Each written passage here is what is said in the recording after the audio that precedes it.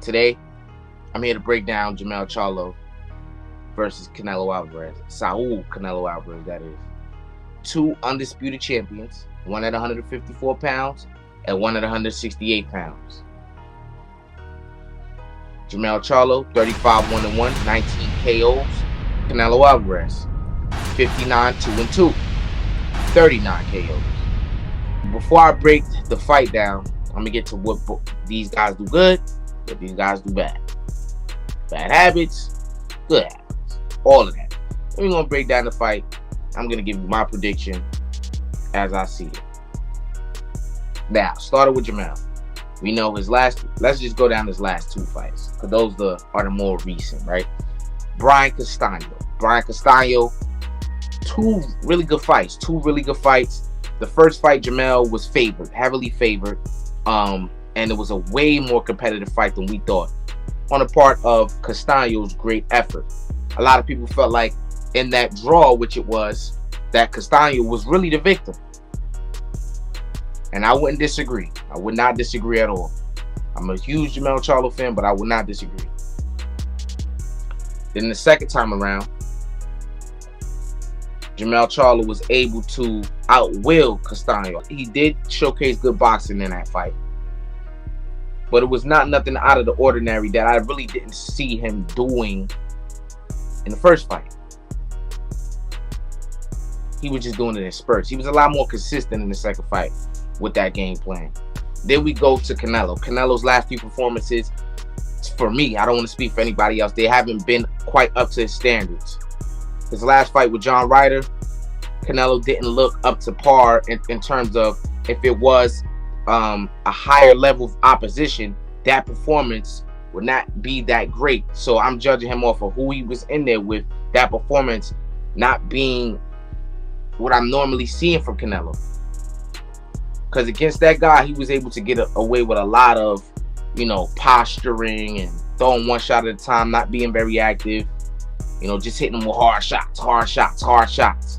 Not really worrying about nothing. But if that was at the highest level, that performance would not be rated high or praised, or, it just wouldn't be the best of Canelo. Then the performance before that against Triple G, not quite the same thing, but still not the best Canelo Alvarez. His gas tank didn't look that well. This was a Triple G was moving up to 168 pounds, older. That fight alone was not that good. It was very dull. Very, very dull moments in that fight. Then, we all know the Bivol fight. Canelo let his foot off the gas. He was applying really good pressure against Bivol.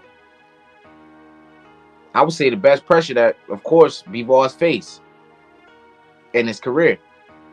Was able to get Bivol. We wanted him up against them ropes several times, but Canelo let his foot off the gas. He got gassed. And Bivol, really great boxing ability, was able to take advantage of that and neutralize a lot of Canelo's tactics. He said his last three performances, he knows why he didn't look the same that he's always looked. He's acknowledging that, and that's telling. Because if he knows, and we've seen that, and he's not denying it, he knows. He says he knows why he hasn't looked the best. So maybe he's doing something to, have a better performance this time around against Jermell Charlo. Now, what do these guys do bad? Let me go down what Jermell does bad first. First off, Jermell Charlo, we know, for one, got to put this out there, for one, he doesn't quite get things done the first time. He was favored against Tony Harrison. The overwhelming favorite. He was the overwhelming favorite against Brian Castaño. Those fights ended up being fairly competitive. A lot of people think he lost the first Castaño fight. He did lose the first Tony Harrison fight. Second Tony Harrison fight, very, very competitive for a while, till Tony Harrison started to pull away. Even after the first knockdown, and I believe the second round, Tony Harrison was pulling away and got caught late again, after being knocked down the first time early in the fight. And Jermell was able to capitalize on that. But Tony Harrison was going to win that fight if Jermell didn't do what he did. Now, as far as in the ring, he doesn't have an identity. We could say, oh, he's a puncher boxer. He can punch and box. He can box, but do I think it's the best thing that he does? No.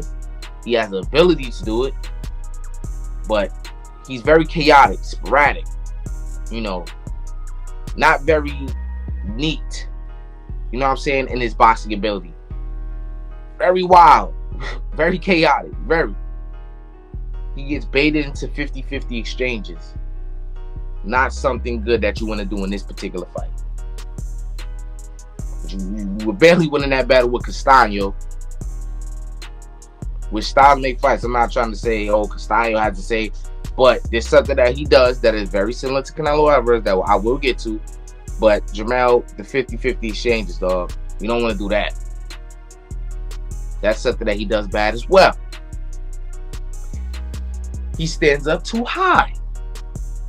When he's fighting shorter fighters, he stands up too high. This was a fight with Castaño. Well, Canelo's not that much shorter than Jermell. He's 5'8", Jermell's 5'10", but he is short. Castaño is short. Right? He's down there. When Castaño was getting him against the ropes, Jermell would exchange with his back up against the ropes, his chin a little bit too high for my liking, and he was exchanging this way. Exchanging that way. And he got caught in that first fight. And I believe he was hurt against Castaño in the first fight. Because he was doing that. Those wild exchanges. Where you're throwing wild shots and the chances of one of those wild shots missing are high. And if they do miss, you get countered with something big. And get hurt real bad. He telegraphs a lot. He shows his hand too much. When he gets too anxious. Another thing that he does bad. He gets very anxious. Which could be a blessing and a curse. Because of that relentlessness, that, you know, that eagerness to win. I gotta get you. I gotta get you. I gotta get you back. Now, let's go to Canelo Alvarez. Canelo Alvarez has a tendency of fighting in spurts. That's what he does. He's able to get away with that. Because the constant pressure that he's applying, his opponent, you know, is steady breathing that air. That air's coming out. The air's coming out. Because of that pressure. The guy gotta move. The guy gotta move. He gotta keep moving. Gotta do that for 12 rounds. But Canelo does fight in spurts. That is something that's been, as of recently, since he's been at 168 pounds, he's been doing. Fighting in spurts, weighing till he gets you up against the ropes, things like that. He doesn't really punch in combinations. In his last performances, he's been throwing one shot at a time, not really putting his combinations together. Not really doing that. One thing about Canelo as well, he doesn't have the best foot movement. Doesn't have the best foot speed. Especially at this point in his career. Never really was a great mover or had this crazy footwork and all like that. But at this particular time of his career, it's a lot more glaring, right? Not that particularly fast on his feet. But he doesn't really have to, he's not going to be in there outboxing Jermell or anything like that, or using the back foot and nothing like that. He's going to be on the front foot a lot in this fight. We should all know that. We should all know who's going to be the pursuer, who's going to be pursued. That's the word. Canelo's gas tank hasn't been looking really good, ladies and gentlemen. Hasn't really in his recent fights. He's been gassing out quite quickly. Jermell Charlo has a good gas tank. A really good gas tank. At 154 pounds, that is. We shall see at 168 pounds. But let's assume that he will bring that gas tank. That's the major thing here. Those two things may play a major role. Major role. Now, what do they do good? Jermell Charlo does have good movement around the ring. Does have good movement. Gotta say that. Does have good. I said wow. He does have good movement around the ring. Jermell Charlo. He can utilize the ring. Jermell Charlo has very underrated speed. He has really good power in his hook. A really good left hook. Let me just say that. A really good right hand. He has power in both hands. Dynamite. A stick of dynamite in both hands. He has a pretty good chin, and he has a really good jab. He has a really decent jab. You know what I'm saying? Being over there with Derrick James, you know, I'm sure they're utilizing that. That should be one of the key things in their game plan. Now with Canelo, what Canelo does well, he's good at cutting off the ring. He's good at applying pressure. He has really good defense. He has probably the best chin in boxing. He's a really good body puncher. Really good body puncher. He's a really good counter puncher. He's really good at fighting on the inside. Those are a lot of things I listed. Not much things I listed for Jermell that I could think of. Maybe I missed some. You guys let me know. I want to say he does have a good ability of counter punching. Jermell, he's pretty decent at that as well. But those are a lot of things I listed there for Canelo, man. And trust me, I want Jermell to win this fight. I was even going around saying I think he's gonna pull it off. But that was just the biasness in me. You know, I want him to pull it off. I really do. But styles make fights, man. It's cliche and regurgitated as that may be. That's the case. That is the case. But that's what both guys do good. That's what both guys do bad. Now let's break down the fight. Man. Let's think about the moment. This is the biggest fight of Jermell Charlo's career. We know, I don't want to say Jermell's mentally weak or anything like that, but he's mentally flawed to a point where it affects him in the ring. It affects the task at hand in front of him. He has those mental lapses in the ring. He doesn't listen to Derek James, all types of things. This is a Canelo fight. He understands the moment. A lot of people feel like he's getting choked up over this moment, not having the words of what to say, and he's showing Canelo too much respect, and many different things that people are looking into. I'm not really looking too much into that. This moment just may be too big for Jermell. This might be. Now, when the pressure is on him to do something, we know he shows up. In the second fight with Castaño, in the second fight with Tony Harrison, doing what he has to do. But he's not going to get no second time with Canelo Alvarez. This is one shot on. But yeah, this is a big, huge moment for him. And that could get to him. Let me just put that out there. His first time at 168 pounds. We're all assuming that he's bringing the same attributes, the same dominance, all of that for 154.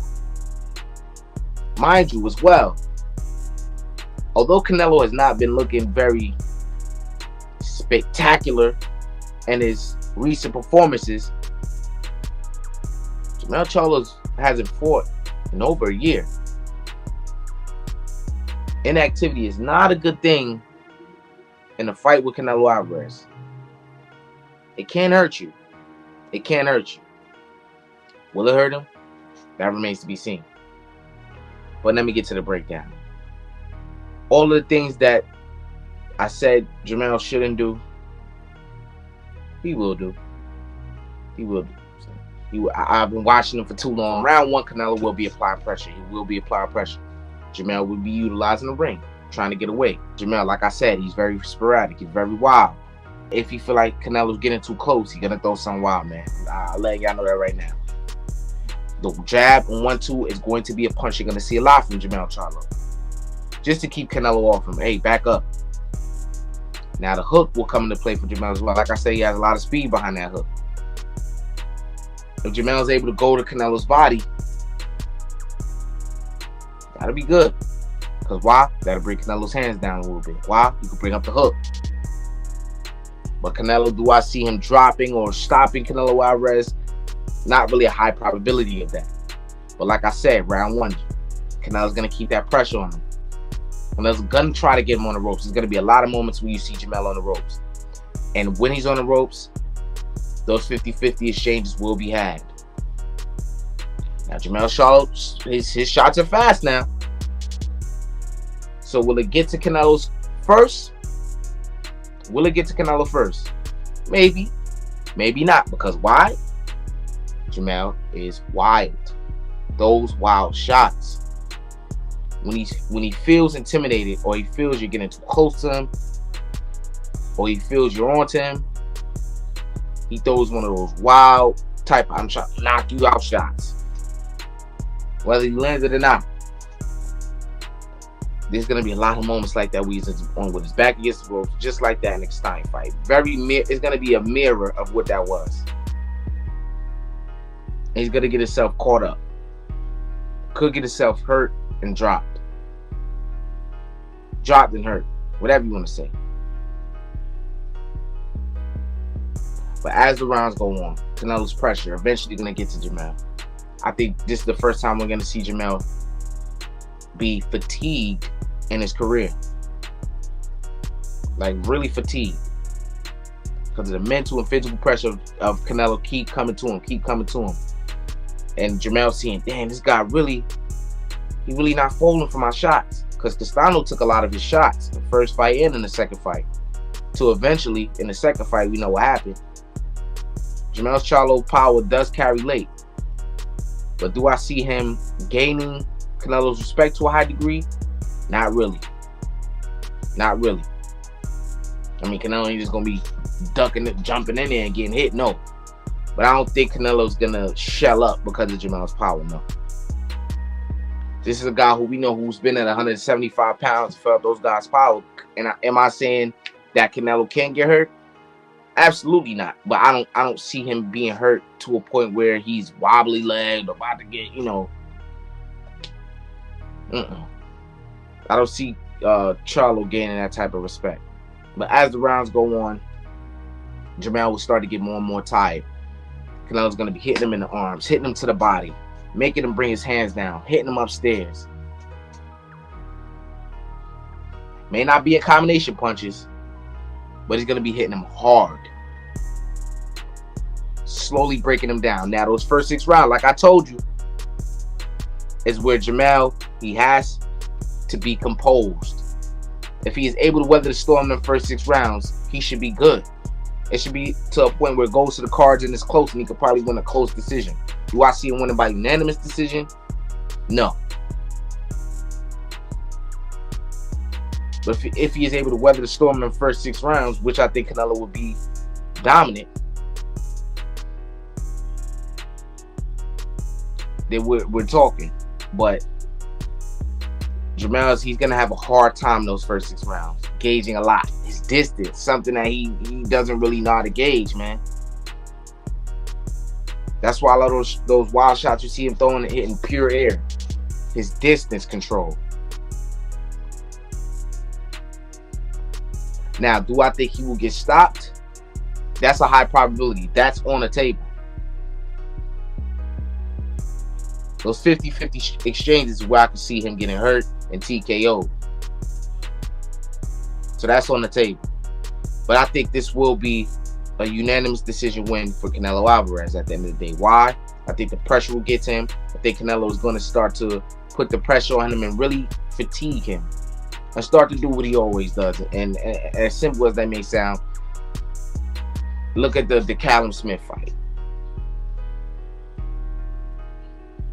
I'm not saying he will be that shutout dominant, but to a point it's gonna look like, damn, he's really getting to Jermell. He's hitting him hard. Jermell doesn't quite know what to do. Jermell's intimidated to some degree from whatever it is, whether it be the presence, the skill set, whatever. The moment.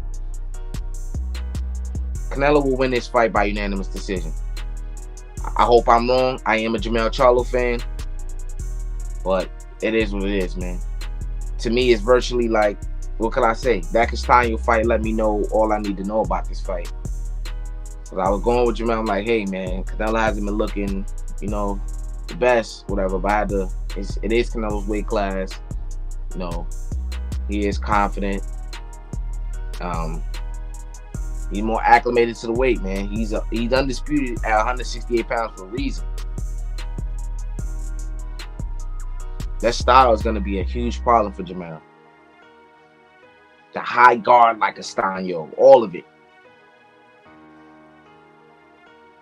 And coming forward, that elusiveness. I hope Jermell can do it, man. But I don't think he will. But that's all, man. Make sure y'all subscribe to the channel. Like, share this with your friends. Do all of the above, man. Until next time.